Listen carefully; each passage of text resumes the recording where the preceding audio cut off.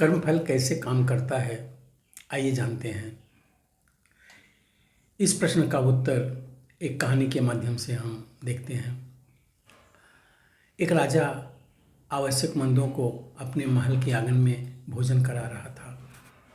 उसी समय एक चील अपने पंजे में एक जिंदा सांप को लेकर राजा के महल के ऊपर से गुजरी।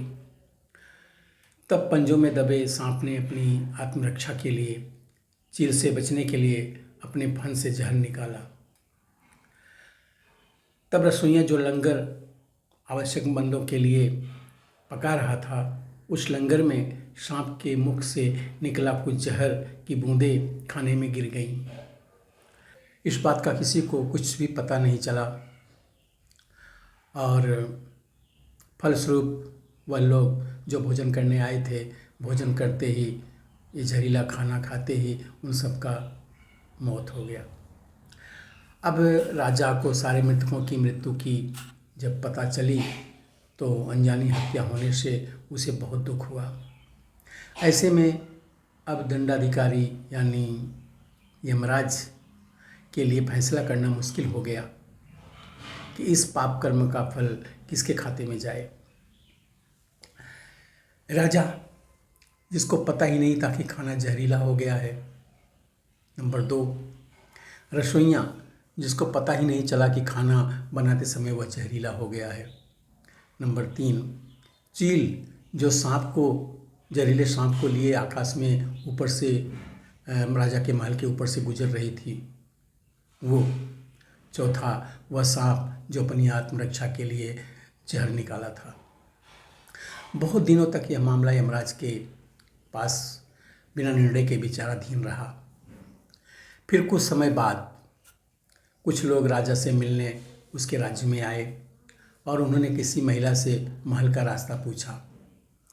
उस महिला ने महल का रास्ता तो बता दिया, पर रास्ता बताने के साथ साथ उन लोगों से यह भी कहा कि देखो भाई, ज़रा ध्यान रखना, वह राजा आप जैसे लोगों को खाने में जहर देकर मार देता है।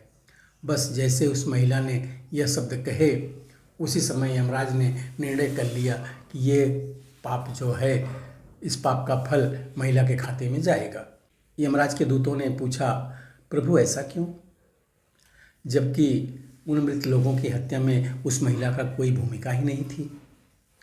तब यमराज ने कहा कि भाई देखो, जब कोई व्यक्ति पाप करता है तब उसे बड़ा आनंद मिलता है, पर उन मृत लोगों की हत्या में ना तो राजा को आनंद मिला, ना ही रसोइया को, ना ही उस सांप को और ना ही उस चील को, पर पाप का कर्म की घटना की बुराई के भाव से बखान कर उस महिला को जरूर आनंद मिला है।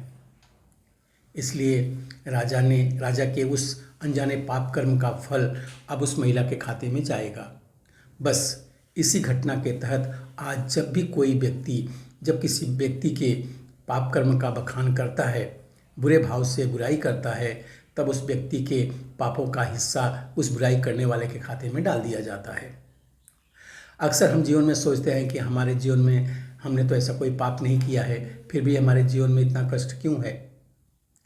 तो यह कष्ट कहीं और से नहीं, बल्कि लोगों की बुराई करने के कारण, उनके पाप कर्मों के कारण आया है, जो बुराई करते ही हमारे खाते में ट्रांसफ़र हो जाती है। मित्रों, इसलिए बुराई करने से बचिए। जो है उसी में खुश रहिए, जो प्राप्त है वही पर्याप्त है। धन्यवाद।